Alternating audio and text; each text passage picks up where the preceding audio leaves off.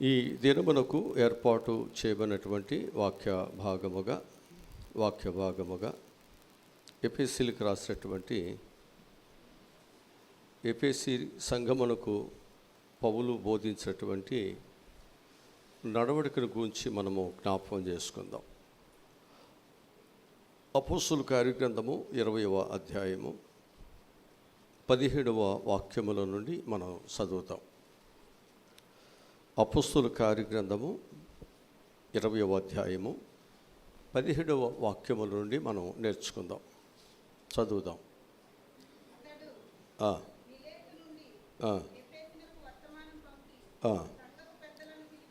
పిలిపించను ఇట్లా నేను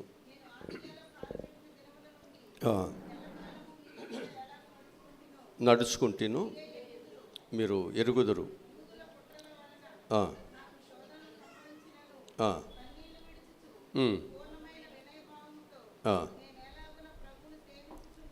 సేవించుచుంచును మీకే తెలియను. దాచుకొనక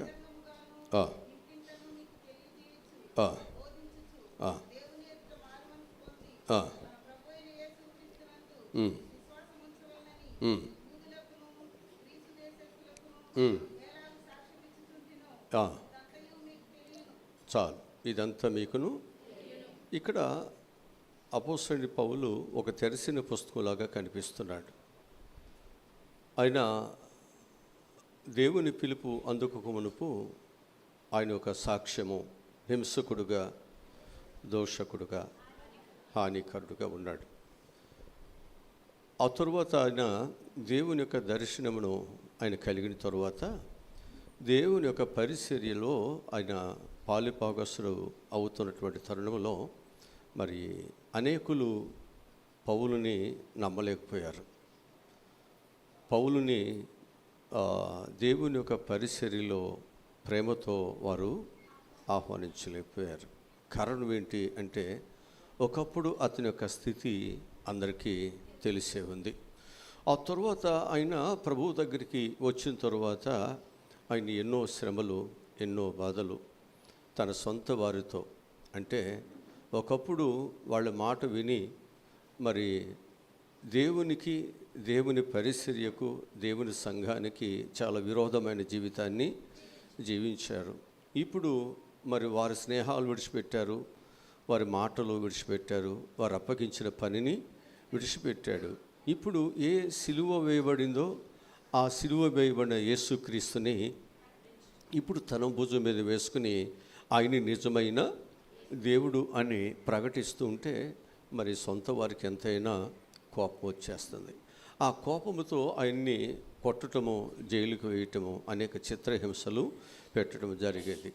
ఎన్ని శ్రమలు, ఎన్ని బాధలు మరి తన మీదకి వస్తున్నప్పటికీ కూడా తను ఏం చేశాడంటే, తను ఏదైతే సత్యాన్ని తెలుసుకున్నాడో ఆ సత్యాన్ని విడిచిపెట్టుకోకుండా, ఆ సత్యము కొరకు ఎన్ని శ్రమలైనా, ఎన్ని బాధలైనా పట్టడానికి, అలాగని తన ప్రాణము ఉన్నంత వరకు కూడా ఆ సిలువ సువార్తను మోయటానికే ఆయన ఇష్టపడినట్లుగా మనకు బైబిల్ చెబుతూ వస్తుంటుంది. అప్పుడు ఆయన ఏం చేస్తున్నాడంటే, దేవుని యొక్క సువార్తను, సిలువ సువార్తను లోకానికి ప్రకటిస్తున్నప్పుడు ఆయన సాక్ష్యాన్ని వారి ఎదుట కనుపరిచాడు. నేను దేవుని కలిగి ఉన్నాను, ఒకప్పుడు హింసకుడిని, ఒకప్పుడు దోషకుడిని, ఒకప్పుడు నేను హానికరుని వాస్తవమే, కానీ ఇప్పుడు సిలువ మోయిస్తున్నటువంటి యేసుక్రీస్తు ఒక నిజమైన సైనికుడుగా, ఒక నిజమైన సాక్షిగా, ఆయన కొరకు నా ప్రాణాన్నైనా నేను పెట్టడానికి నేను సిద్ధముగా ఉన్నాను అని తన యొక్క ప్రవక్తన ద్వారా, తన యొక్క క్రియల ద్వారా తన సాక్ష్యాన్ని లోకములోనికి తీసుకువెళ్ళాడు. అట్లాగే సంఘము కూడా ఏం చేయాలి అంటే, దేవుని యొక్క బిడ్డలుగా మనం ఖచ్చితంగా మనం లోకములోనికి మన సాక్ష్యాన్ని మనము తీసుకువెళ్ళవలసిన అవసరం మన మీద ఉంది. కనుక ఎఫెసీ సంఘమునకు బోధించినటువంటి 7 నడకల గురించి, లేక కొన్ని నడకల గురించి నేను మీకు చెబుతాను. మీరు శ్రద్ధగా దేవుని మాటలు వినండి. ఎందుకని అంటే, నేను క్రీస్తును పోలి నడుస్తున్నాను అని చెప్పాడు. క్రీస్తును పోలి నడుస్తున్నాను అని చెప్పాడు. మీరు కూడా ఒకవేళ నన్ను పోలి అంటే దేవుని బిడ్డను అని మీరు గ్రహిస్తే, మీరు కూడా నిజంగా మారు మనసు పొందినవాడు, నిజంగా దేవుని కొరకు నమ్మకముగా బ్రతుకుతున్నాడు అనుకుంటే మీరు కూడా నన్ను పోలి నడవచ్చు. ఇక నన్ను పోలి నడిస్తే మీరు కూడా ఇక దేవుని చూడవసరం లేదు. నేనును తండ్రి ఎలా ఏకమయ్యామో, నేనును నన్ను రక్షించిన సిలువ వేయబడిన యేసయ్య కూడా ఏకమై ఉన్నాం. లోకానికి మనము వారు దేవునిని చూపించవసరం లేదు, లేకపోతే వారు దేవుణ్ణి చూడవసరం లేదు. నీ ద్వారా దేవుని చూడవచ్చు, నీ ప్రవక్తల ద్వారా దేవుని చూడవచ్చు, నీ మాట ద్వారా దేవుని చూడవచ్చు. కనుక నీవే దేవుని చూపించే ఒక బైబిల్ గ్రంథం, ఒక పత్రిక, ఒక వెలుగు నీవై ఉండాలి. అందుకే మీరు లోకానికి వెలుగై ఉన్నారు, మీరు లోకానికి ఉప్పు అయి ఉన్నారు, మీరు లోకానికి పత్రికలై ఉన్నారు. అంటే చదువుతారు మిమ్మల్ని, దేవుని కలిగిన వారు ఎలా ఉన్నారు అని లోకం ఏం చేస్తుంది? చదువుతుంది. చదువుతున్నప్పుడు మనలో తప్పులుంటే వీళ్ళేమి రక్షణ పొందారు, అసలు వీళ్ళు ఎందుకు దేవుని మందిరానికి వెళుతున్నారు అని లోకం ఏం చేస్తుందంటే నిన్ను బట్టి దేవుని సన్నిధిని, దేవుని నామాన్ని దోషణ పాలు చేస్తారు. దానికి కారకులుగా తప్పు దోవను అందించేవారుగా, తప్పు సమాచారాన్ని అందించేవారుగా మనం ఉండకూడదు. అంటే సిలువ వేసినటువంటి యోధాలాగా మనం ఉండకూడదు. మరలా మనం ఆయనని సిలువకు అప్పగిస్తూ, మనం ఆయన్ని గాయపరుస్తూ, ఆయనని మనం ఇబ్బంది పెట్టేవారుగా మనం ఉండకూడదు. ఇది మనకు వాక్యాలు చెబుతున్నవి. ఇక్కడ చేరిన ప్రతి ఒక్కరూ కూడా దేవుని కొరకు ఒక నమ్మకమైనటువంటి వారుగా ఉండాలనేది దేవుని ముఖ్య ఉద్దేశం. ఆ నమ్మకత్వం లేనప్పుడు, ఆ నమ్మకమైన వారుగా మనం బ్రతకటానికి మన దేవుని దగ్గరికి రాలేనప్పుడు మనం ఇక్కడ చేసిన భక్తి కూడా వ్యర్థమా, ఆశీర్వాదమా? అదే బుడిదలు పోసిన పన్నీరు కాకూడదు. ఇది నీకు, నీ పిల్లలకు, నీ కుటుంబానికి ఇది ఆశీర్వాదకరంగా ఉండాలి. జీవన వ్యాపారంలో చిక్కబడి బ్రతుకు కొరకు, జీవితం కొరకు ఎన్నో సమస్యలు ఉన్నాయి, ఎన్నో బాధలు ఉన్నాయి. వీటి నుంచి బయటికి నా పిల్లల్ని, నా కుటుంబాన్ని, నా ప్రాణం ఉన్నంత బయటకు తీసుకురావాలని చెప్పి నీవు భక్తి చేస్తే ఈ జీవన వ్యాపారములు చిక్కబడిన ప్రతి ఒక్కడు ఏమైపోతాడో తెలుసండి? ఐకిక విచారముల చేత అణిసివేయబడతాడే తప్ప అతడు దేవుని కొరకు అతడు బ్రతకలేడు. మన బ్రతికినంత కాలం ఏదో ఒక కష్టం, ఏదో ఒక బాధ ఉంటూనే ఉంది. అవి చూస్తే నువ్వు భక్తి చేయలేవు, నువ్వు నడవలేవు, దేవుని కొరకు నమ్మకంగా మనం ఉండలేము. ఇక్కడ చేరిన ప్రతి ఒక్కరూ మనం శ్రమపడుతూ, మనం బాధపడుతూ వచ్చే జనరేషన్కి మంచిని చూపించాలి. మన తర్వాత చెడు రాకూడదు, మన తర్వాత కష్టం రాకూడదు, మన తరువాత సంఘానికి నింద రాకూడదు. అది మనతో అంతమైపోవాలి. అలాగూ మన బ్రతుకును కానీ దేవుని కొరకు మనం అంకితం చేయగలిగినట్లయితే మన జీవితాలలో మరలా నిందాస్పదమునకు మన సంఘము మనం కాకుండా ఉండటానికి కారణమవుతుంది. గత సంవత్సరాలు ఉండొచ్చు, గత పరిస్థితులు ఉండొచ్చు, గత కాలంలో ఒకవేళ అలా ఉండలేకపోవచ్చు. దానిని రూపుమార్పటానికి, ఆ బీడు భూములు దున్నటానికి ఇవాళ మనం పడుతున్న ప్రయాస వ్యర్థము కాకూడదు. మనలాగా ఇంకొకరు ప్రయాసపడకూడదు, మనలాగా ఇంకొకరు కష్టపడకూడదు, మనలాగా ఇంకొకరు కన్నీరు కార్చకూడదు. అది నీతోనే అంతమైపోవాలి. నీ ద్వారా ఈ సంఘం మీద ఉన్న, మన కుటుంబాల మీద ఉన్న నింద పోవాలి అంటే మనం ఏం చేయాలి? నిందకు అవకాశము మనలో లేకుండా జాగ్రత్తగా మనం చూసుకోవాలి. అలా చక్కగా ఎప్పుడైతే మన జీవితాలు కట్టుకుంటామో, మన జీవితాలు నిర్మించుకుంటామో ఏం చేస్తారు? దేవుని పిల్లలంటే ఇలాగే ఉండాలి. శభాష్, ఇలాగే బ్రతకాలి.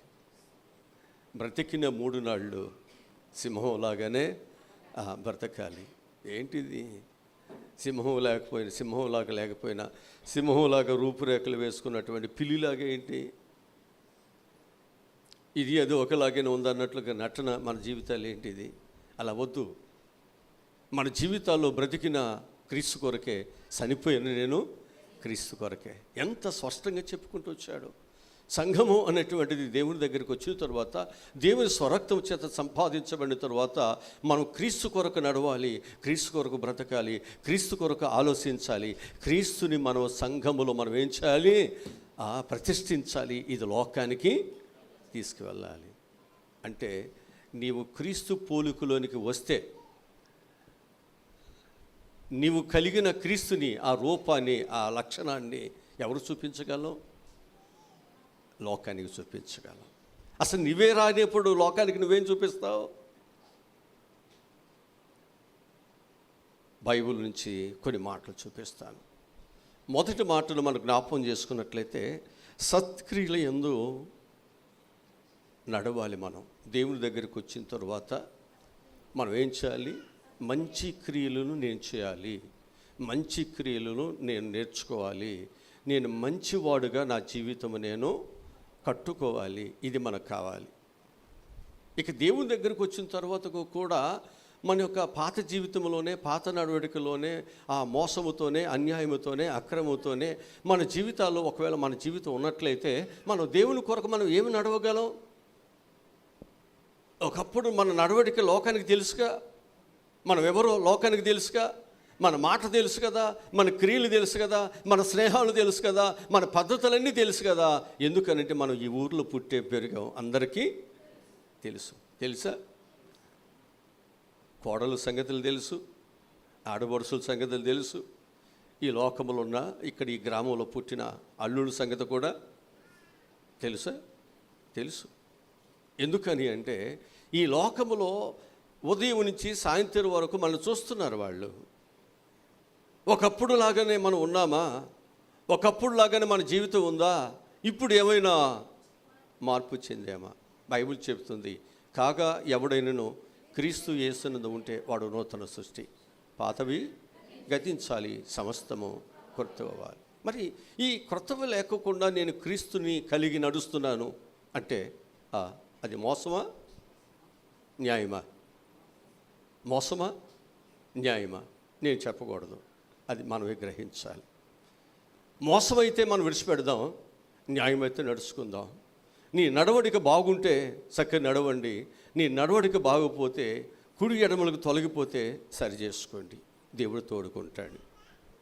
మోషేకి తోడుగున్నట్లు నీకు కూడా తోడుగుండాలి. నువ్వు కూడా గొప్పవాడు అవ్వాలి, నువ్వు కూడా అద్భుతాలు చేయాలి, సమాజానికి ఉపయోగపడాలి, సంఘములకు ఉపయోగపడాలి, నీ గ్రామానికి ఉపయోగపడాలి, అనేకులకు ఉపయోగకరముగా ఉండటానికే దేవుడు నేను ఏర్పాటు చేసుకున్నాడు తప్ప నేను భ్రష్టుడుగా లోకానికి చూపించాలని కాదు, భ్రష్టుడుగా ఉంచాలని కాదు. ఇది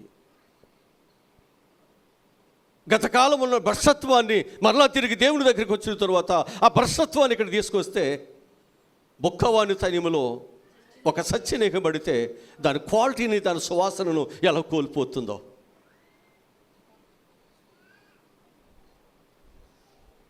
ఒక ముద్దలో పులిసిన పిండి కొంచెమైనా పడినప్పటికీ అది ఏమవుతుంది? ఆ ముద్దంతా చెడిపోతున్నట్లుగా. లోకం ఏది నీలో కనిపించినా ఆ మచ్చ నీతోనే పోదు, సంఘానికి వస్తుంది. ఎంతో కన్నీటితో ప్రయాసతో కడుతున్న ఈ సంఘం మీద మచ్చబడుతుంది, ఆ డాగు పడుతుంది. ఎంతోమంది నేను చూసి మార్పు చెందాలనుకున్న వారు చాలామంది ఉంటారు. యాకోబు బావి దగ్గర మార్పు చెందినటువంటి ఆ స్త్రీ ఆ ఊరిలోకి వెళ్ళినప్పుడు ఆ ఊరి వారందరూ ఏం చేశారు? ఆమెను చూసి మార్పు చెందారు. రాహాబు వేష ఆ ఊరిలో అసహ్యమైన జీవితంలో ఉంది, ఆ ఇంటి వారందరిని రక్షించడానికి కారణమైంది. జక్కయ్య ఒక భయంకరమైనటువంటి ఒక ధనాపేక్ష కలిగిన వాడే. దేవుని దగ్గరికి వచ్చిన తర్వాత, దేవుడు తన ఇంట్లోకి చేర్చుకున్న తర్వాత అతను ఎంత మార్పుని చూపించాడు. అన్యాయ అక్రమాన్ని విడిచిపెట్టాడు. ఎక్కడైతే అన్యాయంగా తీసుకున్నాడో వారికి తిరిగి, అదే కదా దేవుడు కోరేది, అదే కదా నిజమైన మారు మనసు. ఈ మనసు, ఈ మార్పుని సమాజం చూస్తుంది. ఈ మార్పు మన జీవితాలు లేకపోతే, ఈ లక్షణం మన జీవితాలు లేకపోతే, నీ మారు మనసుకు, నీ భక్తికి నువ్వు దేవుని సన్నిధానానికి వచ్చే విలువ ఉందా? చాలామంది నోటికి అద్దుండదు, మాటలకు అద్దుండో, క్రియలకు అద్దుండో, స్నేహాలకు అద్దుండో, విచ్చలవిడి జీవితంతో జీవిస్తూ కష్టమంతటిని బూడిదలో పోసిన పన్నీరు చేస్తున్నావు. ఇది నీ స్వార్థము కొరకు, నీ ఆశల కోరికల కొరకు. అది నీతో అంతమైతే పర్వాలేదు. సంఘం మీద ఒక భయంకరమైనటువంటి పేక్ ముద్ర పడిపోతుంది. వాళ్ళు పైకి ఊరికినే భక్తి కలిగిన వారు ఉన్నారు. వారు భక్తి కలిగిన వారు కాదు. ఆ సంఘంలోకి వెళ్ళకూడదు. నిన్ను బట్టి దేవుని నామము జాగ్రత్త. దేవుడు అన్నాడు, 2-3 కూడి ప్రార్థన చేసినా ఉంటాను. 100 మంది అవసరం లేదు, 100 మంది అవసరం లేదు. భక్తి కలిగి, మార్పు కలిగి, వాక్యమును భయపడి దిద్దుకుని సరి చేసుకుని విశ్వాసతలోకి వస్తే నీ ద్వారా 10 మందికి ఉపయోగపడతావు. 10 మందికి నాశనం తీసుకురావు. నువ్వు 10 మందికి ఉపయోగపడాలి, 10 మందికి ఉపయోగపడాలి. వాక్యంలో నుంచి ఎఫెసీయులకు రాసిన పత్రిక 2వ అధ్యాయం 10వ వచనం చదువుదాం.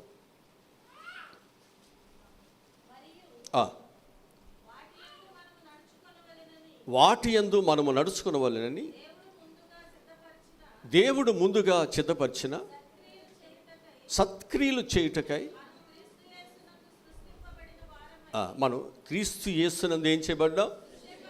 ఎందుకు మనము దేవుని దగ్గరకు వచ్చాం? ఎందుకు పుట్టాం చెప్పాలి. అందుకు దేవుడు మనలను ఇంకా చదవండి.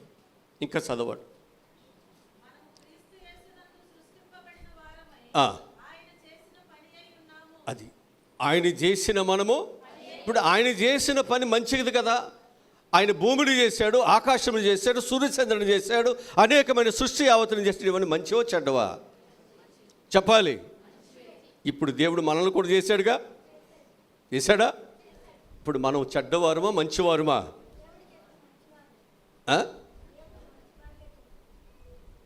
మనం చెడ్డవారుమా మంచివారుమా?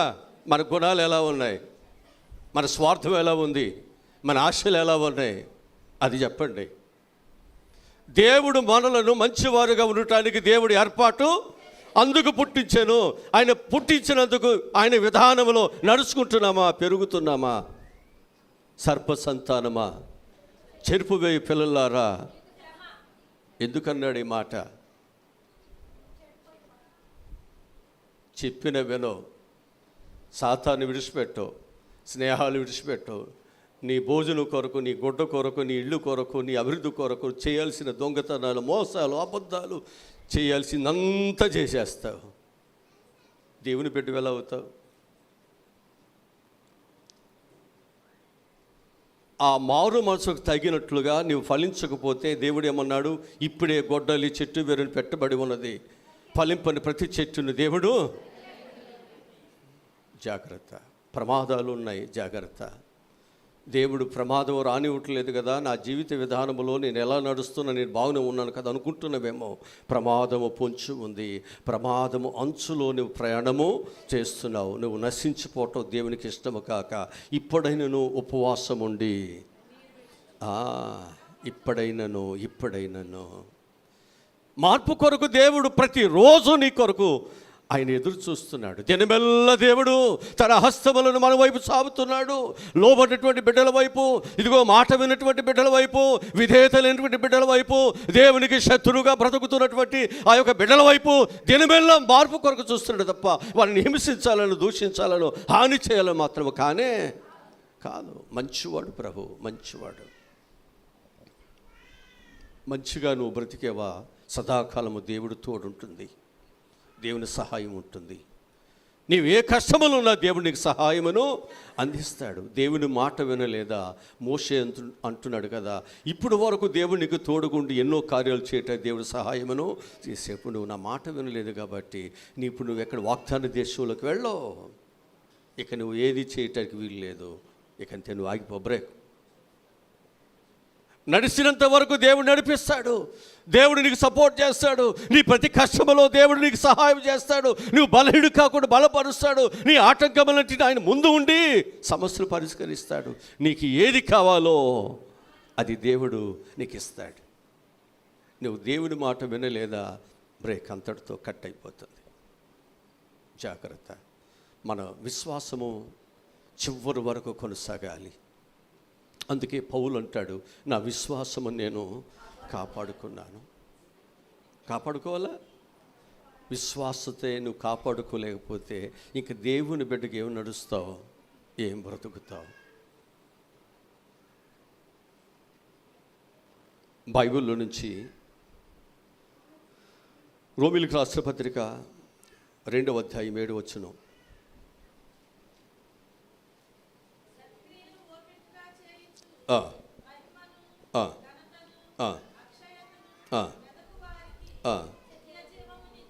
అంటే మంచి పనులు చేసేవారికి నిత్య జీవం వస్తుందా, నరకం వస్తుందా? మంచి పనులు చేసేవాడు ఏం చేయాలి, ఏం కలిగి ఉండాలి? అది ఓపిక కలిగి ఉండాలి. అది చెప్తే చాలు. మంచి పనులు చేయాలి, మంచివాడిగా బ్రతకాలంటే అతనికి ఏం కావాలి? ఓర్పు కావాలి. ఒక మాట చెప్తాను మీకు. అపొస్తలుల కార్యగ్రంథము 9వ అధ్యాయం 36వ వచనం చదువుదాం. అపొస్తలుల కార్యగ్రంథము 9వ అధ్యాయం 36వ వచనం చదువుదాం. ఉండెను పేరు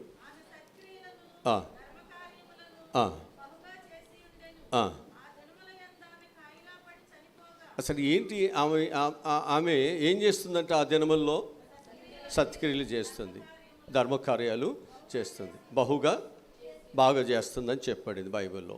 ఇప్పుడు ఆమె చేసే బహుకార్యాలు, ధర్మకార్యాలు, సత్క్రియలు అనేక మంది ఏం చేస్తున్నారు?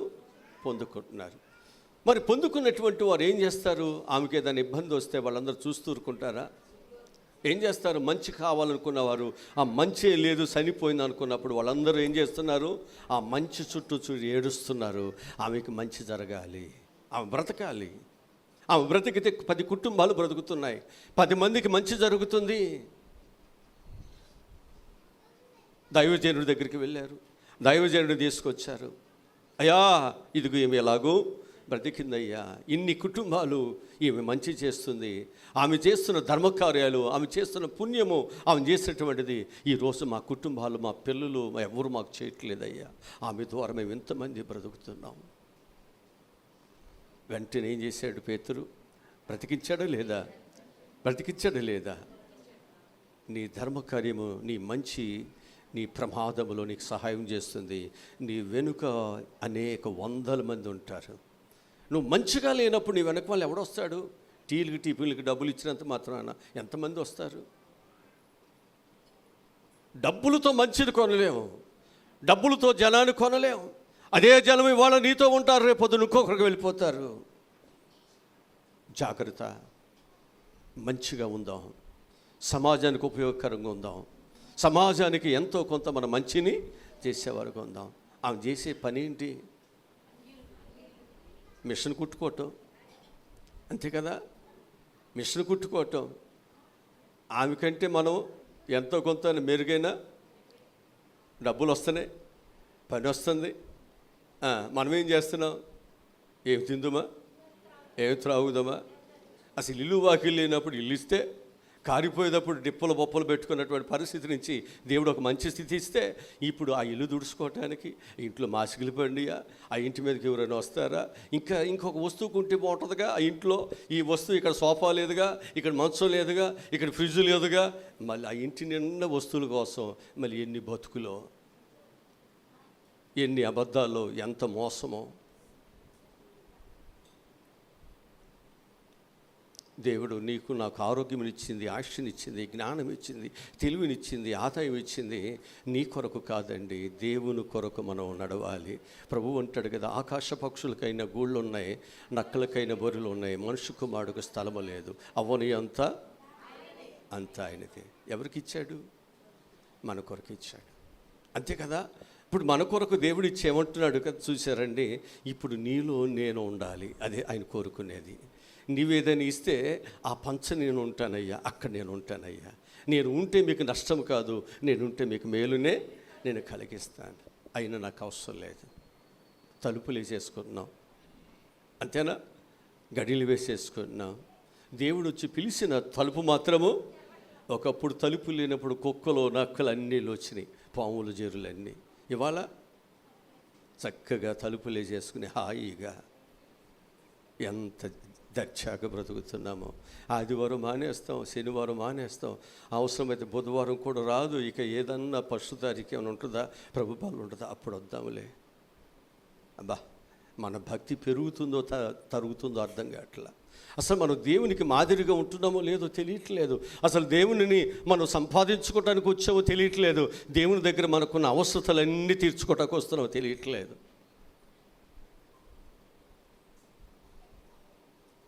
చాలామంది జీవితాలు మారట్లేదు. మారకపోతే నష్టము నాకు రాదు, నష్టం మీకు వస్తుంది. దేవుడు మీకు ఇవ్వాల్సినటువంటి ఆశీర్వాదాలకు మీరు దూరం అవుతారు, మీ పిల్లలు అవుతారు. నువ్వు చేసిన దరిద్రం, నువ్వు చేసినటువంటి పాపము నీ పిల్లల మీదకి అదొక శాపంగా వస్తుంది. జాగ్రత్త. మారటం అంటే మన ఊరికినే బుడబుడ మునిగేసి మన ఊరికినే దేవుని మందిరానికి వచ్చేసి కూర్చుంటే సరిపోలేదండి. ఏమంటున్నాడు తెలుసండి, సత్క్రియలు, మంచి పనులు మనం చేయాలి. మంచి పనులు చేయటానికి నీకు దేవుడు ఇచ్చిన అన్నిటినీ మనం ఏం చేయాలంటే, నీవు తినండి, మంచిని మనం చేయటానికి నువ్వు ముందుకి వస్తే మంచి జరుగుద్ది. అనుకుందాం, ఇక్కడ ఒక 100 మంది ఉన్నారనుకుందాం. ఒక 10 మందికి మనం 100 మంది భోజనం పెట్టలేమా?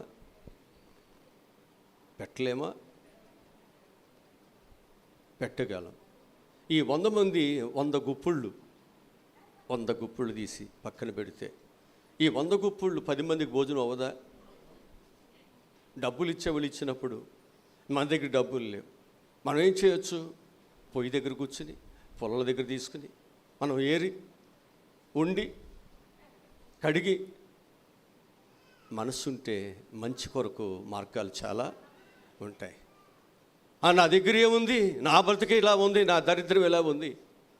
చాలామంది పరిస్థితులను తప్పుకోవటానికి వెదకరు, సోమరిపోతులుగా కూర్చుంటారు.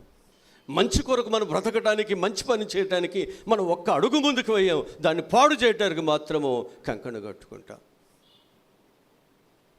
ఇది దేవుడు కోరుతున్నాడా?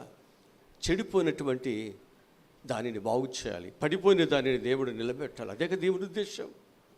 అందుకే వెతుకుతున్నాడు. బాగు చేయాలి, పని చేసేవాడు కావాలి, దాని కొరకు కష్టపడేవాడు కావాలి.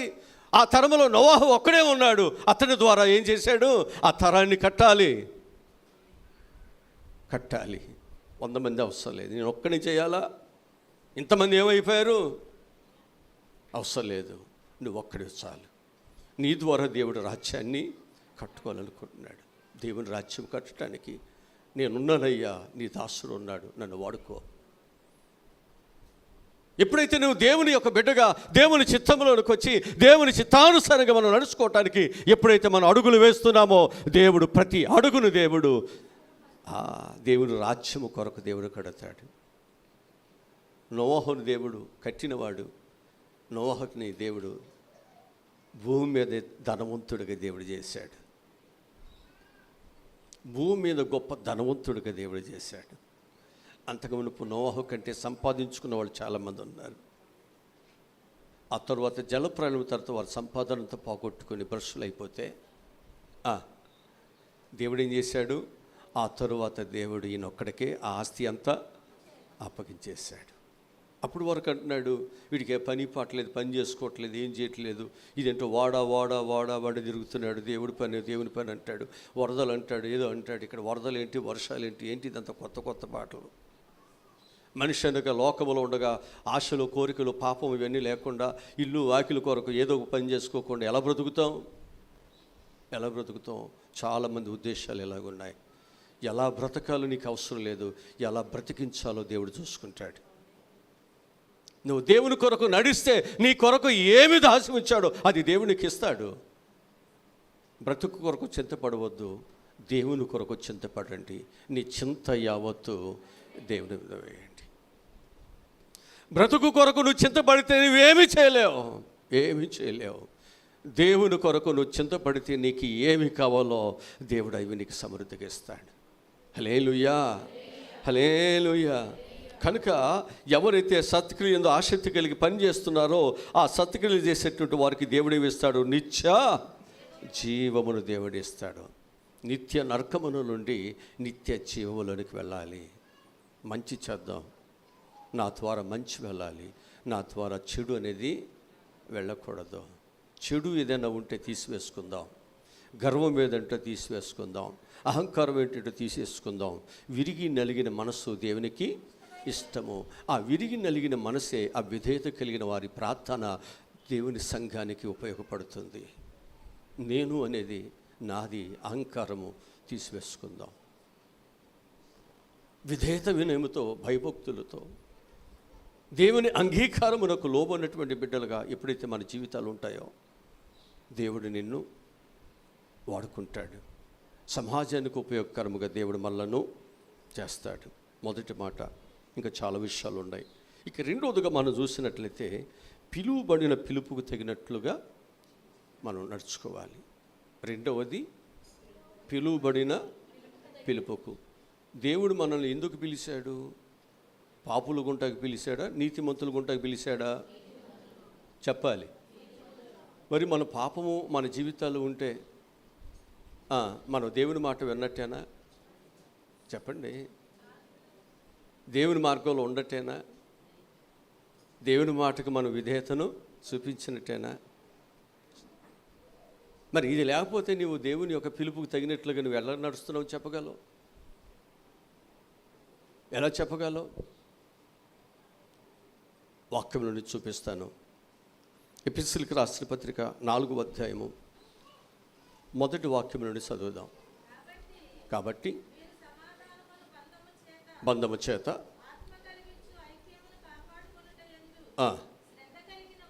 శ్రద్ధ కలిగిన వారే ప్రేమతో ఒకరికొకరు సహించుచు మీరు పిలువబడిన పిలుపుకు తగినట్లుగా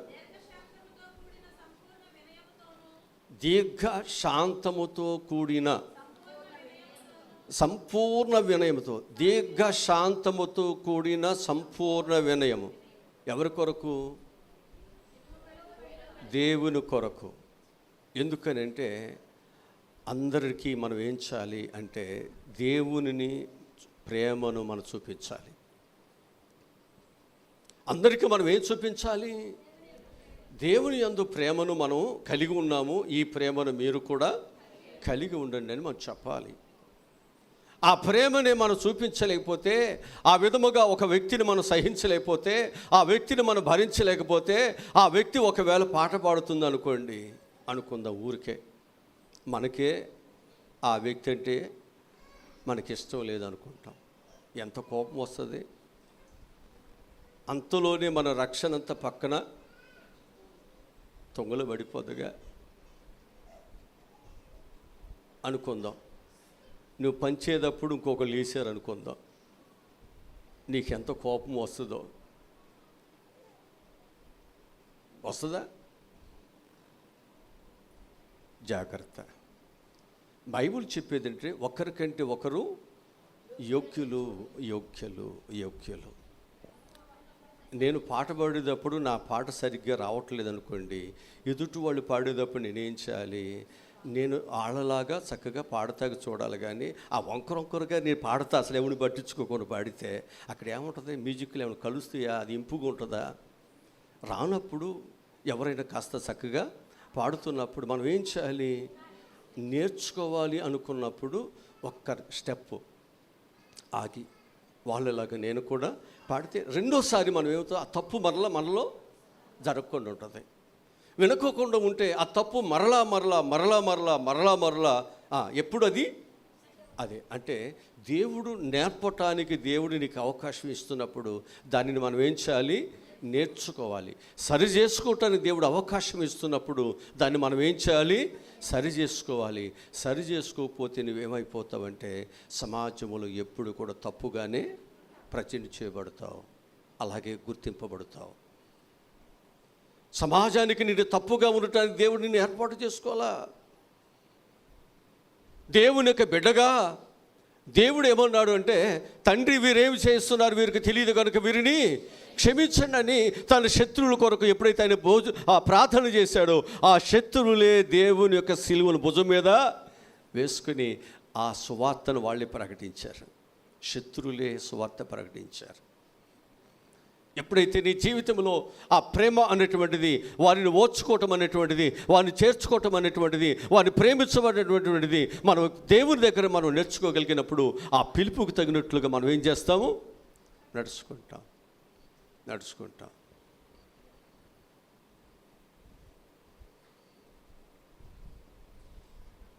కొన్ని సంవత్సరాలు నాకు మనశ్శాంతి లేకుండా ఈ చుట్టుప్రక్కల వాళ్ళందరూ పూటకొకరు తిట్టేవాళ్ళు. ఉదయం పూట ఒకటి తిడితే మధ్యాహ్నం ఒకటి తిట్టేవాళ్ళు.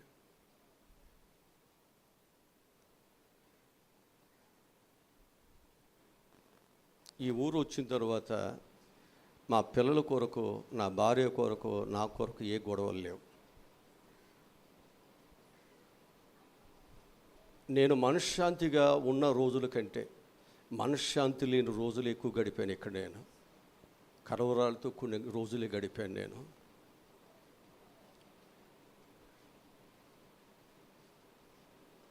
అవన్నీ నేను గుర్తు చేసుకున్నప్పుడు ఈరోజు నాకు ఈ శాంతి అవన్నిటి నుంచి నాకు విడుదలను ఇవ్వట్టే కదా నేను ఉండగలిగింది. లేకపోతే నా జీవితం ఏంటి, నా పరిస్థితి ఏంటి? నేను ఆ కలవరాల్ని, ఆ పరిస్థితులు నాకు వద్దనుకుని వెళ్ళిపోతే నేను ఇక్కడ ఈ విధంగా ఉండగలిగేవాడినా? దేవుని పిలుపుకు తగినట్లుగా మనము నడుచుకున్నప్పుడు దేవుడు ఎప్పటికైనా మంచిని నీకు ఇస్తాడు. నీ కుటుంబంలోనైనా, నీ భర్తలోనైనా, నీ బిడ్డలోనైనా, నీ మార్గంలోనైనా శత్రువు లేకుండా ఎవడుంటాడు? మనం మంచిగా ఉంటుంటే ఓర్చుకుని ఎవడుంటారు? మన మంచిగా మన జీవితాలు వెళుతుంటే, మన బిడ్డలు ప్రయోజకులు అవుతుంటే ఎవరైనా సహిస్తారా? జాగ్రత్త. నీవేదైతే మార్గాన్ని ఎంచుకున్నావో ఆ మార్గము కొరకు జనులు నిన్ను నిందించిన, హింసించిన, చెడ్డగా నీ మీద మాటలు పలికినా నువ్వు సహించాలి. అదే నీకు ధన్యత, అదే నీకు ఆశీర్వాదం. మనం మాట్లాడలేకో లేకపోతే పోట్లాడలేకో కొట్టలే కాదు, సహించాలంతే. దేవుని పని అక్కడ జరగాలి, ఆగిపోటానికి వీలే. ఎన్ని బాధలో మీకేం తెలుసు, ఎన్ని పరిస్థితులు, ఎన్ని మాటలు.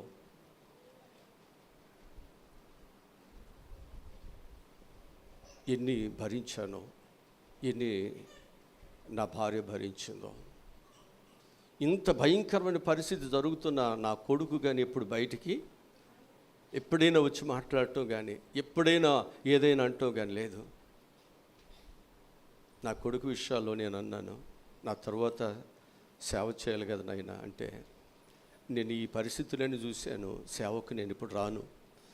నేను కాస్త స్థిరపడిన తర్వాత దేవుడు ఏదైనా మార్గం ఇస్తే అప్పుడు నేను వస్తాను మళ్ళా. సరే, నేను ఆయన బలవంతాన్ని నేనేమి తీసుకురాలేను. నాకు కొంత టైం ఉంది ఇంకా పని చేయటానికి. దేవుడు ఏదైనా మార్గం ఏదైనా చూపిస్తే, దేవుడు ఏదైనా నా పిల్లలు దేవుని పరిచయం చేయటానికి, అది దేవుని అవకాశం ఇవ్వాలి. అది మనకు వచ్చేది కాదు. మన మనసు చాలా ఉంటుంది మన పిల్లల విషయాల్లో, కానీ దానితో ఏకీభవించేటట్లుగా పిల్లలు కూడా మారితే కానీ దేవుని కార్యం అక్కడ జరుగుతుంది. ఈరోజు నేను మీకు జ్ఞాపకం చేస్తున్నాను, మనల్ని పిలిచిన దేవుడు ఆ పిలుపుకు తగినట్లుగా మనం నడుచుకోవాలని దేవుడు మనల్ని ఏర్పాటు చేసుకున్నాడు. ఎఫెసీయులకు రాసిన పత్రికలో 4వ అధ్యాయం 1వ వచనం చదువుదాం. కాబట్టి సమాధానమును బంధము చేత ఆత్మ కలిగించు. ఇక్కడ సమాధానమని బంధము చేత మనం బంధించబడాలి. ఇక్కడ కోపము, ఉద్రేకాలతో దేవుని రాజ్యాన్ని కట్టలేం. ప్రేమే కావాలి. ఒక అడుగు మనమే తగ్గాలి. అవసరమైతే మనం పరిష్కరించుకోవటానికి శత్రువుతో మనమే మాట్లాడాలి.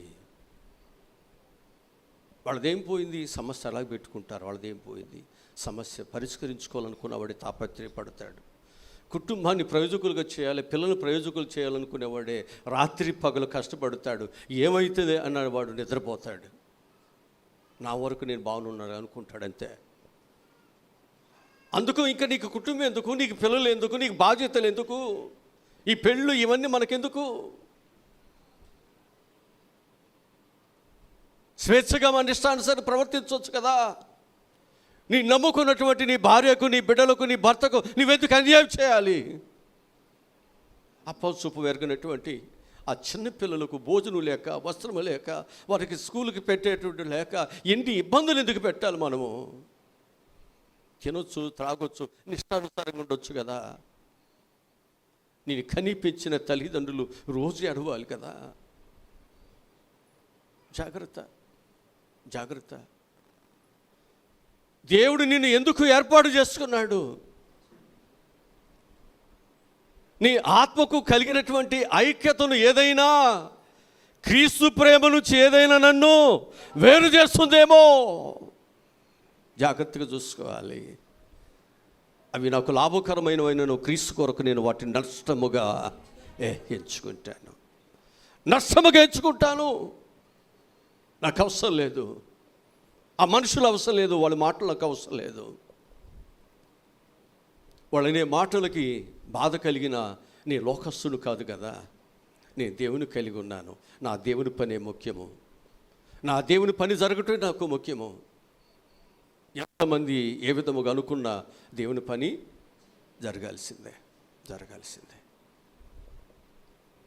అందుకంటున్నాడు, ఆత్మకు కలిగేటువంటి ఐక్యమును మనం ఏం చేయాలి? నీ ఆత్మ శరీరము ఆత్మకు ఎల్లప్పుడూ ఈ పోరాటములో ఓడిపోతావు, నష్టపోతావు. నీవు దేవుని రాజ్యానికి వ్యతిరేకంగా మాటలతో, దోషలతో, లేకపోతే క్రియలతో ఎక్కడ తప్పిపోతావో. అందుకే జాగ్రత్తగా నీ శరీరము కంటే నీ ఆత్మను ప్రేమించాలి. అందుకే శరీరము కంటే ఆత్మను ప్రేమించేవాడు ఏం చేస్తాడంటే, శరీరాన్ని వాక్యము చేత నలగొట్టుకుంటూ ఆత్మను గెలిపించటానికి, శరీర విషయంలో కురుపులు పట్టిన పేదవాడైన, దరిద్రుడైన, గృహాలు లేకపోయినా ఆత్మ కొరకే బ్రతుకుతున్నాను అనే దేవుని రాజ్యములో ఆత్మ వెళుతుంది. మొన్న ఇది వెనకలే మంటికి వెళ్ళిపోతుంది. ఆత్మ తన దయచేసిన దేవుని వద్దకు వెళుతుంది. నీ ఆత్మను నేను గెలిపించుకోపోతే, ఈ శరీరాన్ని నేను గెలిపించుకుంటే నేను నరకానికి వెళుతాను. ఇక్కడ పోరాటము శరీరం కొరకు కాదు, కుటుంబాలు, మన బలాల కొరకు, మన ఇంటి పేర్ల కొరకు, ఇక్కడ మన ఆధిపత్యం కొరకు కాదు. ఇక్కడ మనం చేసే పోరాటం ఇక్కడికి వచ్చినటువంటి దాని కొరకు కాదు. అలాంటి వారు ఇక్కడ రాకపోయినా పర్వాలేదు, దేవుని కొరకు రావాలి. దేవుని రాజ్యము కొరకు రావాలి. దేవుని రాజ్యమును కట్టడానికి రావాలి. ఇక్కడ ఏదైనా మన ద్వారా సమాజానికి ఒక మంచి అనేటువంటిది వెళ్ళటానికి మనం రావాలి, మంచి చేయటానికి రావాలి. అది నువ్వు చేయగలిగినట్లయితే ఆ మంచి చేసేవారికి దేవుడు ఎప్పుడు తోడ్పాటుగానే, మోషేకు దేవుడు తోడుకుండలేదా? యెహోషువకు దేవుడు తోడుకుండలేదా? ఆ మంచి చేయాలనుకున్న పౌలుకి దేవుడు, ఈరోజు నువ్వు మంచి చేయాలంటే దేవుడు ఎప్పుడు మనకు తోడుగా ఉంటాడు. మంచి చేద్దాం. దానినే సత్క్రియలు దొరకజేసింది. పిలువబడినటువంటి పిలుపుకు తగినట్లుగా పౌలు నడుచుకుంటున్నాడు. సంఘము కూడా అలాగే నడుచుకోవాలని చెప్తుంది. ఆ పిలుపు తగినట్లుగా మనం నడిచినట్లయితే, మొదటి దశలోనికి రాసిన పత్రిక 2వ అధ్యాయం 12వ వచనం చదువుదాం. 2వ అధ్యాయం 12వ వచనం చదువుదాం.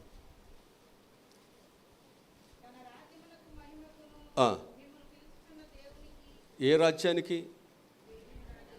మరి మనం పిలిచింది ఏ రాజ్యానికి మహిమ తీసుకురావటానికి? మరి దేవుని రాజ్యానికి మహిమ తీసుకురాకుండా మన సొంత ఆధిపత్యాల కొరకు, మన కొరకు, మన బలాల కొరకు, మన క్షేమం కొరకు, మన యొక్క పెత్తనాన్ని చలామించుకోవడానికి మనం ఇక్కడ పనిచేస్తే దేవుని రాజ్యాన్ని కట్టగలమా? దేవునికి విధేయత చూపించిన వారుమేనా? మారు మనసుకు తగినటువంటి ఫలాలు ఫలించే వారుమేనా? దేవుని మార్గంలో మనం నడుచుకున్నటువంటి వారుమేనా? జాగ్రత్త. మనకు వాక్యం వేసుకెళ్ళి, మన కొలబద్ద, మన సరి చేసేది వాక్యమే. దేవుని బిడ్డలుగా మనం బ్రతకాలనుకున్నప్పుడు, ఎదుటివాడు మనం అర్థం చేసుకున్నప్పుడు, బ్రతకాలనుకునేవాడైనా ఆ వ్యక్తికి మనం ఏం చేయకూడదంటే వ్యతిరేకంగా మనం వెళ్ళొద్దు. ఆ వ్యక్తి బొడ్డుకి మసిరాజు కూర్చున్నాడు, జరగొద్దని. ఆ వ్యక్తికి మనకు వ్యతిరేకత ఎందుకు? మన పనేది మనం చేసుకుంటూ. ఒక కుక్క మురుగుతున్నప్పుడు ఇంకో కుక్క మురగపోతే అది కసే మురుగు ఆగిపోద్ది. రెండు మురుగుతేనే గొడవలో, రెండు మురుగుతేనే అక్కడ దెబ్బలాటలో. దేవుని కలిగి ఉన్నాం, మన ఆత్మకు కలిగినటువంటి ఐక్యతను కాపాడాలనుకున్నాం. కల్ముషము నీ జీవితాన్ని పాడు చేయకుండా జాగ్రత్తగా ఉండాలనుకున్నాం. దేవుని యొక్క బిడ్డగా దేవుని రాజ్యాన్ని కట్టాలని దేవుడు నేను ఏర్పాటు చేసుకున్నాడు. ఆ రాజ్యాన్ని కట్టడానికి పెళ్ళిడికి వచ్చిన పిల్లలు ఉన్నారు. వీడికి పని పాట లేదా, ఇక్కడ వాడగడుతున్నాడు, పిల్లలు పెళ్ళిళ్ళు చేయట్లేదు, ఇల్లు పట్టించుకోవట్లేదు, ఏం చేయట్లేదు అనలేదా నోహని? పట్టించుకుంటే ఆ పని ఎవరు చేస్తాడు? దేవునితో కమిట్మెంట్ అయినోడికే తెలుస్తుంది ఆ బాధ ఏంటో, ఆ సమర్పణ కలిగిన వాడికే తెలుస్తుంది దేవుని పనిలో వచ్చే మాధుర్యం ఏంటో.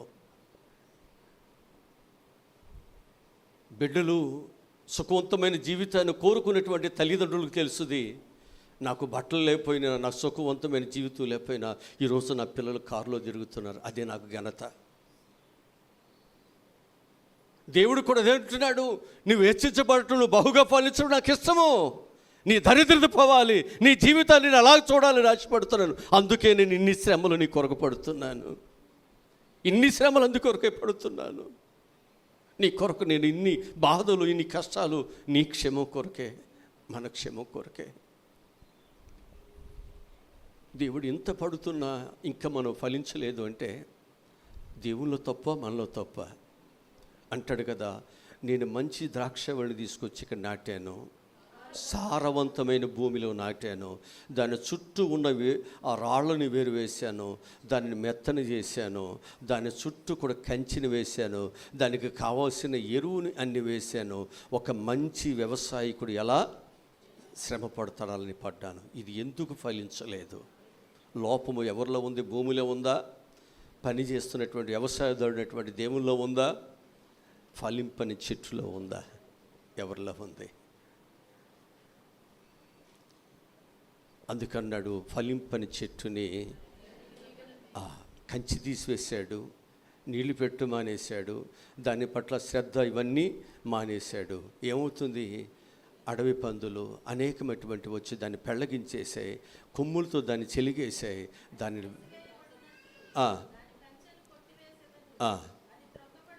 త్రొవబడినట్లు దాని గోడను పడగొట్టి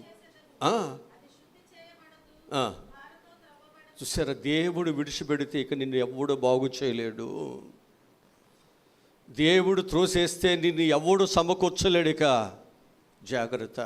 ఒక బలమైన దేవుని చేతిలో నువ్వు ఉన్నావు, నువ్వు బలమైన ఆయుధముగా, బలవంతుని చేతిలో వాడబడేటువంటి బాణముగా నీవు ఉండాలని దేవుడు నిన్ను ఏర్పాటు చేసుకున్నాడు. నువ్వు ఉన్నావా? నీ ఎదుట ఎవ్వరు నిలబడనివ్వడు దేవుడు. అంతగా దేవుడు నిన్ను వాడుకోవాలనుకుంటున్నాడు. తుచ్చమైన భోజనానికి, తుచ్చమైన వస్త్రాలకి, తుచ్చమైన శరీర స్నేహాలకి ఎందుకండి మనకి? ఇవన్నీ మనకు అవసరమా? మన బ్రతుకు దేవునితో మంచిగా ఉండటానికి దేవుడు మనల్ని పిలుచుకున్నాడు. హింసకుని పిలిచాడు, ఆశీర్వాదకరంగా మారాడు. అంతేనా? ఒక వ్యభిచారిని దేవుడు పిలిచాడు, దేవుని యొక్క వంశవళిలో ఆమెకు స్థానాన్ని తెచ్చుకుంది. పరిశుద్ధతకు వెళ్ళినటువంటి వారి జాబితాలో ఆమె యొక్క స్థానాన్ని తెచ్చుకుంది. మనం మారినట్లయితే నీ స్థానం వేరైపోతుంది. నీ పరిస్థితులు ఒక రేంజ్లోకి వెళ్ళిపోతాయి. నీ పరిస్థితులు ఒక రేంజ్లోకి వెళ్ళిపోతాయి. నువ్వు ఏది పట్టుకున్నా అది బంగారం అయిపోతుంది. నువ్వు ఏది పట్టుకున్నా అక్కడ వ్యతిరేకత లేదు. దేవుడు అక్కడ మంచి కార్యాలని దేవుడు జరిగిస్తాడు. నీలో కాదు, దేవుడు జరిగిస్తాడు. నువ్వు దేవుని కొరకు నమ్మకంగా ఉన్నట్లయితే నీకు ఏమి కావాలో దేవుడు అన్ని దేవుడు సహాయమును దేవుడు దయచేస్తాడు. హల్లెలూయా, హల్లెలూయా. మరొకసారి 12వ వచనం చదువుదాం. అందరూ వినండి, చక్కగా వినండి. దెస్సలోనికి రాసినటువంటి తన రాజ్యమునకును మహిమనకును మిమ్మును పిలిచిన దేవునికి తగినట్లుగా మీరు నడుచుకొనవలెనని మీలో ప్రతి వారిని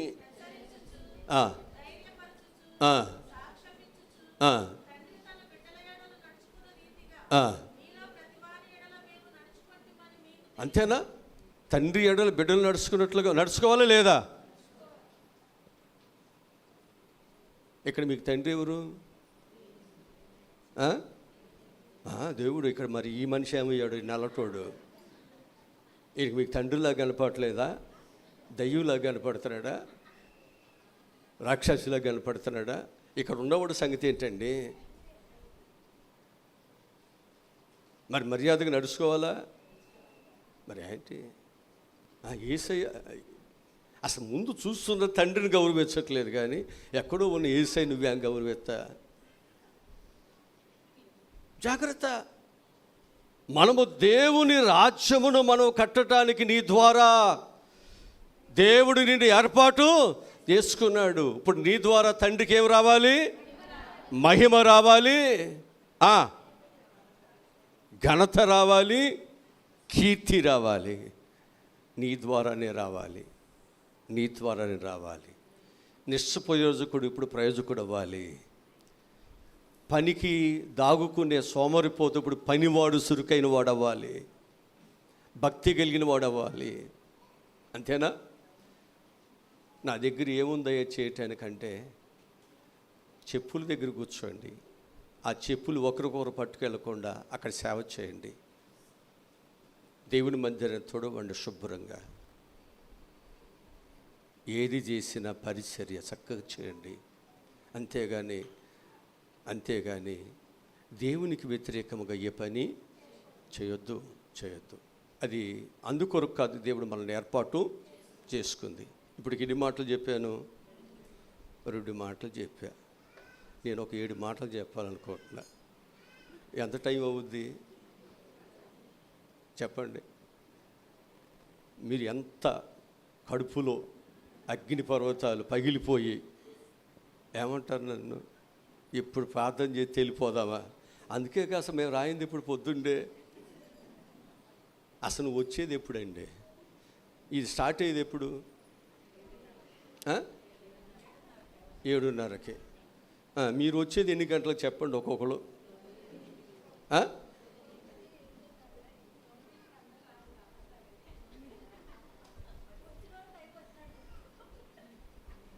అంటే మీరు ఎన్ని గంటలు కూర్చుంటున్నారు అసలు ఇక్కడ? దీనికే మళ్ళీ పెద్ద బిల్డప్లు. పొద్దుండే ఆరాధనకి వెళ్తున్నామేమో మా చర్చిలో. అండ్ వచ్చేది పొద్దుండే అంటే నువ్వు వచ్చేది నీ డ్యూటీకి అట్లా వెళ్తే ఊరుకుంటాడా? అడవుడుగా జుట్టంతా నీళ్లు కారుతా ఉండా, తిండా తినపోయిన మూట కట్టుకుని అడ్డు తూలుకుంటూ ఇటు తూలుకుంటూ పడిపోతూ అక్కడ తంబయ్యాలుగా, మొఖాలు చూపించాలిగా, చచ్చినట్టు వెళ్తావా? మరి ఇక్కడైతే ఏంటి, తంబులు లేవనేగా. ఇక్కడ కూడా తంబు పెడితే చచ్చినట్టు వస్తావు రావా? అయ్యగారు తంబెత్తే వేసాం కానీ డబ్బులు ఇవ్వాలిగా, జీతం ఇస్తారా? అబ్బో, అక్కడ తంబి వేస్తున్నప్పుడు జీతం వస్తుంది, ఇక్కడ కూడా తంబు పెట్టండి, జీతం ఇవ్వండి. హల్లెలూయా. ఈరోజు నీవు నేను కూడా చక్కగా దేవుని కొరకు నమ్మకంగా మనం ఉన్నప్పుడు మెండైన దీవులు దేవుడు ఇస్తాడు. అందుకొరకు దేవుడు మనలను పిలుపుకు తగినట్లుగా నడుచుకుంటే నీకు నిత్య రాజ్యం ఇవ్వాలి. నీ ద్వారా దేవుడు ఏదైతే చేయాలనుకున్నాడో అది నువ్వు చేయాలి. అంటే దేవుని స్థానములో ఆ గౌరవం ఎవరికి దొరుకుతుందండి? ఇప్పుడు దేవుడు ఏదైతే ఇక్కడ చేయాలనుకున్నాడు, ఇప్పుడు ఎవరి ద్వారా చేయించాలి? నీ ద్వారా చేయిస్తున్నాడంటే నీకు ఇవ్వాల్సిన గౌరవాన్ని దాన్ని జాగ్రత్తగా కాపాడుకుందాం, దాన్ని నిలబెట్టుకుందాం. దేవుని రాజ్యాన్ని మనము కడదాం. 3వ మాట చెప్పి క్లోజ్ చేస్తాను. 7 మాటలు వద్దులే, ఊరినే పొళ్ళబోయికు చెబుతున్నాం కానీ మీకు లోపల చాలా బాధ ఉంటుంది. 3 మాటలు చెబుతాం. ఈ 3వ మాటకి తొక్కలాడవాకండి. 3వ మాట హల్లెలూయా. అయ్యగారు 3 అని 4 చూపిస్తున్నారంటే ఊరికే చూపిస్తున్నాను 3. ఇప్పుడు చూస్తున్నారుగా 3. ధైర్యంగా ఉండండి, నిబ్బరంగా ఉండండి. ఇప్పుడు మనం 3వ మాట ఏంటంటే అన్ని జనులు నడిచినట్లుగా నడవద్దు. ఎవరు నడిచినట్లుగా? ఎవరు నడిచినట్టుగా?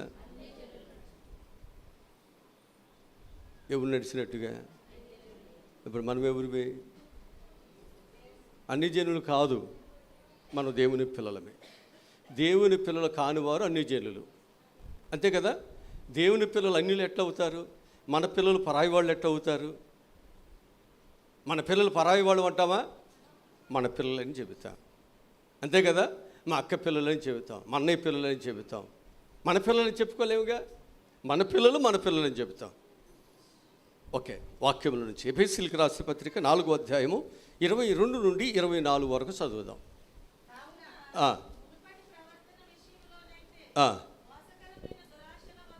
ఎప్పుడు ప్రవక్తన? మునుపటంటే ఎప్పుడు? పెళ్లి కాక మునుప? పెళ్ళైన తర్వాత?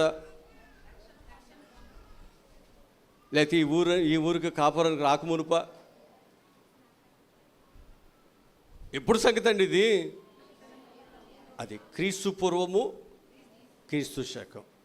అంటే నీవు క్రీస్తులోకి రాకమునుపు, నీవు క్రీస్తుకు దూరముగా నీవు ఉన్నప్పుడు, అంతే కదా? క్రీస్తుకు పూర్వము, క్రీస్తు శకం ఎలా ఉన్నావు? క్రీస్తు పూర్వము ఏమంటున్నాడు? మోసకరమైన దురాశల వలన చెడిపోయావు, బాగుపడ్డావా? దురాశలు కలిగిన వాడు చెడిపోతాడా, బాగుపడతాడా? మరి చెడిపోతాడు అనుకున్నప్పుడు ఇవన్నీ ఏంటి? విపరీతమైనటువంటి బుద్ధులు ఏంటి ఇవన్నీ? చెడిపోతామని తెలిసినప్పుడు కూడా ఎందుకంటే ఆ మార్గము, ఆ దొంగ ఆలోచనలు, ఆ దొంగ బుద్ధి మనకెందుకు? ఆ చెడిపోయినటువంటిది మనకెందుకు? దేవునికి వ్యతిరేకమైనది మనకెందుకు? దేవునికి ఇష్టము కానిది మనకెందుకు? దేవుని యొక్క బిడ్డగా మనం ఉండటానికి సత్క్రియలు చేయాలి కదా. ఆ పిలుపుకి తగినట్లుగా మనము నడుచుకుని దేవుని రాజ్యాన్ని మనం ఇక్కడ కట్టాలి కదా. ఆ కట్టేటువంటి వాడిలో పరిశుద్ధత ఉండాలి, దేవునికి విధేయత ఉండాలి, దేవుని భయం ఉండాలి, దేవుని కొరకు నమ్మకముగా జీవించేటువంటి గుణ లక్షణాలు ఉండాలి తప్ప అన్యజనులు నడుచున్నట్లుగా మనం కూడా అలా నడుచుకుంటూ పోతే దేవుని రాజ్యాన్ని మనం కట్టగలమా? నువ్వు మారినప్పుడు దేవుని కొరకు అనేకులు మారాలని చెప్పగలమా? నువ్వు నడవలేనప్పుడు అనేకులు నడవండి అని మనం చెప్పగలమా? చెప్పాలి అంటే మనం మారాలి, చెప్పాలంటే నేను నడవాలి. పౌలు అదే కన్నది, నేను క్రీస్తుని పోలి మీరు నన్ను పోలి చెప్పాడంతే. ఒకప్పుడు క్రీస్తు పోలేను కదా, ఒకప్పుడు వాళ్ళందరూ కూడా నన్ను క్రీస్తు యొక్క బిడ్డగా అంగీకరించలేదు కదా, శిలువుకు శత్రువుగా నన్ను అంగీకరించారు కదా. ఇప్పుడు శిలువుకు మిత్రుగా నేను మనసు మారుతున్నప్పుడు నా రూపం ఏంటో, నా మాట ఏంటో, ఆ శిలువకు, ఆ ప్రేమకు తగినట్లుగా నేను నడిస్తేనే వారు నన్ను అంగీకరిస్తారు, వాళ్ళు నన్ను చేర్చుకుంటారు. ఇప్పుడు నిజంగా మార్పు చెందాడని వారు తెలుసుకుంటారు. నేను ఆకునూరు సేవకు వెళ్ళినప్పుడు, కొత్తగా సేవకు వచ్చినప్పుడు, ఆ సంఘములో నాకు ముందు ఒక ఇష్యూ జరిగి చాలా వివాదాలు ఉన్నప్పుడు అక్కడ సంఘము, అప్పుడే నేను ఇంకా అప్పుడు మా అమ్మాయి పుట్టలేదు వయసులో మేము అక్కడికి వచ్చాం. సంఘములో ఉన్న ఒక్క యవనస్తురాల్ని చర్చికి రానిచ్చేవాళ్ళు కాదు, మమ్మల్ని ఇంట్లోకి వెళ్ళనిచ్చేవాళ్ళు కాదు. దరిదాపు 5-6 సంవత్సరాలు నేను వరండాలోనే ఉండి ప్రార్థన చేసి వచ్చేవాడిని. ప్రతిరోజు ఇంటింటికి వెళ్ళి చేస్తుండేవాడిని. పరిస్థితులు మార్చాలి, దేవుని సేవకుడు అంటే ఇలా ఉంటాడు, వారు చూపించాలంటే నా నడవడిక, నా మాట, నా క్రియలన్నీ మొదట వచ్చినప్పుడు ఎలాగే ఉంటారులే అంటారా? అన్నారు. నన్ను బాగా పెడుతున్నాం, మతించి వాడి ఇష్టానుసారంగా చేస్తున్నారు. చేసింది ఒకరు, బాధపడింది, నిందపడింది నేను. ఆ నింద నుంచి బయటికి రావాలి, తప్పించాలి అంటే ఖచ్చితంగా నా ప్రవక్తను అక్కడ మాదిరి ఉండాలి. ఆ తరువాత దరిదాపు ఆన్లైన్ ప్రేయర్ 4 అయ్యేది. మేము ఏదైనా ఉపాసకుడికి పెట్టిన 4-5 అయిపోయేది. పిల్లలు మా దగ్గరే ఉండిపోయేవాళ్ళు. దరిదాపు 50-60 మంది పిల్లలు మా దగ్గర ఉన్నారు, వదిలేశారు. ఇక ఎందుకు మీకు ఈ విషయాలు చెప్తున్నాను? నేను ఇక్కడికి వచ్చేటప్పుడు వాళ్ళందరూ ఒక శవం దగ్గర పడి ఏడ్చినట్లు మా మీద పడి ఏడ్చారు. మీరు వెళ్ళిపోవటానికి వీల్లేదు, మీరు మా దగ్గర ఉండాలి. ప్రేమను సంపాదించుకుందాం, ఆస్తి సంపాదించే అవసరం లేదు. గౌరవాన్ని సంపాదించుకుందాం, మనం ఏమి సంపాదించే అవసరం లేదు. దోరక వెళ్ళిపోతుంది, చనిపోయింది. ఎంతమంది ఏడ్చారు. ఎంతమంది ఆమె మీద ఏడ్చారు. ఈరోజు నీ జీవితంలో ఆస్తి కంటే, మంచి స్థితి కంటే ఒక మంచి ప్రేమను మనము సమాజంలో సంపాదించుకోవాలి. అది సంపాదించాలంటే 10 మందికి ఉపయోగకరముగా మన జీవితాలు మనం కట్టుకుందాం. యేసు ప్రభువుని ఈరోజు ప్రపంచమంతా అంగీకరిస్తుందంటే ఆయన ఒకప్పుడు విప్లవకారుడని, ఇతడు దేవుని కుమారుడు కాదని ఆయన మీద తిరుగుబాటు చేసి సిలువకు అప్పగించి ఆయన అనేకమైన బాధలకు అప్పగించినటువంటి వారు ఈరోజు యేసు ప్రభువే నిజమైన ఒప్పుకుంటుందా లేదా? అది ఆయన క్రియ, ఆయన ప్రేమ. మనము కూడా ఆ విధంగా మనం వెళ్ళగలిగినట్లయితే ఎన్ని సమస్యలైనా మనం పరిష్కరించుకోగలుగుతాం, ఎన్ని ఇబ్బందులైనా మనం ఎదుర్కోగలుగుతాం. ప్రతి దానిలో మనం ధైర్యంగా మనం ఉండగలుగుతాం. అందుకన్నాడు అన్యజనులు నడుస్తున్నట్లుగా మనం ఏం చేయొద్దు, నడుచుకోవద్దు. ఎఫెసీయులకు రాసిన పత్రికలో 4వ అధ్యాయము 22 నుంచి మనం చదువుతున్నాం. మరొకసారి చదువుదాం. కావున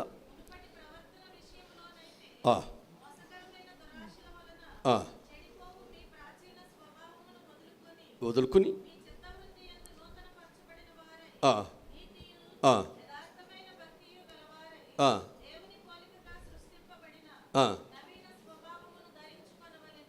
సృష్టించబడిన మనము ఎవరి కొరకు సృష్టించబడ్డాం? దేవుని పోలికగా. ఇప్పుడు దేవుని పోలికగా మనం ఏం చేయాలి? ఎదగాల, నడవాలా, ఉండాలా? తల్లిదండ్రుల పోలికలు ఒకటైతే మరొక పోలిక కలిగిన వాడుకుంటే ఏమంటారు? తల్లిదండ్రులు ఆ పోలికలు లేవు, మరి వీడికి ఎవరి పోలికలు వచ్చినాయో, ఎవరి గుణాలు వచ్చినాయో. తల్లిదండ్రులు బాగానే ఉన్నారండి, కానీ వీడి గుణం మాత్రము తల్లిదండ్రులలాగా లేడు. మరి వీడికి ఎవడ బుద్ధులు వచ్చినాయి, వీడికి ఎవడ జ్ఞానాలు వచ్చినాయి అంటారు సమాజం. అంటుందా లేదా? అసలు మీరు ఎంతమంది నన్ను ఉంటారు, ఎంతమంది నన్ను ఉంటారు అనుకోండి. మనం ఎందుకుంటాం? నరం లేని నాలుకే కదా, ఎన్నైనంటది, ఎంతమందినైనంటది. జాగ్రత్త. బైబిల్ చెప్తున్నటువంటి మాట ఏమిటంటే, నీవు నేను కూడా ఎలా ఉండాలన్నమాట? ప్రాచీన స్వభావాన్ని విడిచిపెట్టేద్దాం. నవీన స్వభావం కొరకు దేవుడు మనల్ని ఏర్పాటు చేసుకున్నాడు కనుక ఆ నవీనమైన స్వభావాన్ని మనం ఏం చేయాలి? ధరించుకుందాం. కొత్త బట్టలు అక్కడ ఉన్నాయి, పాత బట్టలు ఎక్కడ ఉన్నాయి. నీకు ఏ బట్టలు కావాలంటే ఏమంటారు? పిల్లోడిని అడిగిన, బొడ్డోడిని అడిగినానండి, అడే బట్టలు కావాలంటాడు. లేదండి పాతయే కావాలంటాడా? జాగ్రత్త. దేవుడు అంటున్నాడు, పాతవి విడిచిపెట్టు, నీకు క్రొత్త జీవితాన్ని ఇస్తాను, నవీనమైన జీవితాన్ని ఇస్తాను. నీ జీవితంలో ఆ వేదన బాధ లేని జీవితాన్ని నేను తీసివేసి నీకు ఒక సమృద్ధి కలిగిన జీవితాన్ని నేను ఇస్తాను. నా బిడ్డగా నీవు నడిస్తే చాలు, నా పోలిక కలిగి నీవు జీవిస్తే చాలు, నీకు ఏమి కావాలో తండ్రిగా నేను అన్నీ ఎక్కిస్తా. హల్లెలూయా. కనుక మనము అన్యజనులు నడిచినట్లు మనము నడవద్దు. మరి ఎవరు పోలి నడుద్దాం? దేవుని పోలి నడుద్దాం. అన్యజనులు ఏదో నడుస్తారండి, నడుస్తారు వాళ్ళు. మన సజీవుడిని దేవుని కదా మనకు కలిగింది, చూస్తున్నవాడు కదా, కళ్ళుండి చూస్తున్నారు, ముక్కుండి వాసన చూస్తున్నాడు, నోరుండి మాట్లాడుతున్నాడు, కాళ్ళుండి నడుస్తున్నాడు, చేతులుండి రాయి రపకానే కాదు కదా. మరొక సజీవుడండి దేవుని దగ్గర ఉన్న మనము జాగ్రత్తగా నడవాలి కదా. వారు ఎవరో నడుస్తున్నాడు కదా, వారు ఎలా ఉన్నారు కదా, నేను కూడా అలా నడుస్తానంటే నీకు వాళ్ళకి ఏంటి తేడా చూపించాలా? భక్తిలో మనం చూపించాలా? ప్రవక్తలను చూపించాలా? మాటలు చూపించాలా? చూపించి తీరాలి. అప్పుడే దేవుడు నీకు సహాయాన్ని దేవుడు చేస్తాడు. నీ బ్రతుకు మారినంత కాలము నీ తీసుకెళ్ళి కృష్ణానదిలో, లోతైన నదిలో ముంచిన నీ పాపాలు పోవు, నీ బుద్ధి మారదు. నువ్వు తెల్లగుడ్డ కట్టుకున్నా నీ లోపల ఉన్న చెడు బుద్ధి అట్టేగుండదు. నీకు ఎన్నిసార్లు యేసు యొక్క రక్తము నీ పాపాలను కడగటానికి తాగినా తిన్నా నీ మరక, నీ మచ్చ, నీ డాగు అలాగే ఉంటుంది. అంటే దీన్ని ఏమన్నాడండి బైబిల్లో? వాత వేయబడిన మనస్సాక్షి అన్నాడు. వాత వేయబడిన, కాల్చివేయబడిన మనస్సాక్షికి శరీరంలో కాల్చబడినది ఎప్పుడు కూడా అది కలవదు, సచ్చేదాకా కలవదు. నీ శరీరములో ఎక్కడైనా ఒక కాయము కాలింది ఉంటే నువ్వు సచ్చేదాకా అది అలాగే ఉంటుంది. అది మారదేకంతే, మారదు, అదంతే. చాలామంది పరిస్థితులు అలాగే ఉన్నాయి. మారరు, ఎంత చెప్పినా మారరు, ఎంత ఏడ్చినా మారరు. ప్రభు అంటున్నాడు కదా, ఒక చెవిటి పాము ముందు శంఖము ఊదినట్టే, అంతే. చెవిటి వాడి దగ్గర ఎంత గోల చేస్తే ఏమైనా పడుతుంది? అయ్యా అంటాడు, అంతే. అమ్మా అంటాడు, వినపడదు. మనం కూడా అంతే, చెవిటి వాళ్ళమే. వినము, మార్పు చెందము. ఎందుకొరకు వచ్చావు అసలు మనకు తెలియదు. ఎందుకొరకు వస్తామంటే పిల్లోడికి ఉద్యోగం వస్తుందానో, అప్పులన్నీ పోతాయానో, ఉన్న రోగం పోద్దానో, పోయింది కాబట్టి రక్షణ పొందుతానన్నాను, అంతే. ఇక మన మార్పు ఏముండదు. పెళ్ళి కాబట్టి బాప్తీసం తీసుకోవాలి కాబట్టి బాప్తీసం తీసుకున్నాను, అంతే. ఆ తర్వాత మళ్ళీ మన బతుకు మందే, మన కతుకు మందే, మన తిరుగుడు మందే, మన అలవాట్లండి అసలు మనకు అర్థం కావట్లేదు. దేని కొరకు మనం దేనిని ఉపయోగించుకుంటున్నాం, దేనిని ఉపయోగించుకున్నాం. జాగ్రత్త. ఇది పరిశుద్ధమైనది, ఇది దేవునిది. దేవుని మందిరములను ఉపకరణాలు తీసుకువెళ్ళి వాడు త్రాగుడికి, వాడి యొక్క ద్రాక్షరసానికి, వాడి యొక్క అలవాట్లకు ఉపయోగించుకుంటే దేవుడు ఊరుకున్నాడా? మెనీ టెకెలు పార్సెల్ అన్నాడా? జాగ్రత్త. దేవునిని నీ స్వార్థము కొరకు, నీ కొరకు ఉపయోగించుకోవద్దు. ఇది దేవుని మందిరము, దేవుని కొరకే.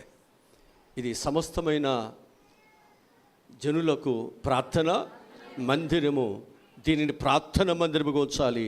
ఇది దొంగల చేయొద్దు, ఇది ప్రార్థన మందిరం, అంతే. ప్రార్థన చేసుకోవాలి, మంచిగా ఉండాలి, ప్రవక్తను బాగుండాలనుకుని ఇక్కడ రావాలి. ఇది దొంగలుగా వ్యాపారం చేయాలి, దీని పేరు చెప్పుకుని సంపాదించుకోవాలి అవసరం లేదు. ఇక్కడికి జాగ్రత్తగా బ్రతకడానికి రావాలి. ఇక్కడికి నీ ఇష్టానుసారిగా బ్రతకడానికి, నీ ఇష్టానుసారిగా మందిరాన్ని యూజ్ చేసుకోవడానికి కాదు, ఈ పేరును ఉపయోగించుకోవడానికి కాదు. దీని కొరకు ఏమైనా మంచిని మనం చేద్దాం. తల్ల వచ్చండి, ప్రార్థన చేసుకుందాం. మా ప్రభువా రక్షకుడా, ఈరోజు చెప్పినటువంటి విలువైన మాటలు ప్రభువా, ఎందుకంటే దేవుడు అన్యజనుల నుండి నన్ను వేరు చేశాడు. అన్యజన్యమైన మనలను యేసుక్రీస్తు యొక్క రక్తము చేత అబ్రహాము సంతతిగా, ఇశ్రాయేలు యొక్క వారసులుగా ప్రభువా నీవు మమ్మల్ని మార్చేవనైనా. ఇంకా మార్చబడినప్పటికీ మా జీవితాల్లో అలాగే మేము ఉండకున్నట్లు సహాయములను దయచేయమని యేసు నామములో ఈ మనవులు, ఈ ప్రార్థనలు అడిగి పొందుకుని ఉన్నాము తండ్రి. ఆమేన్.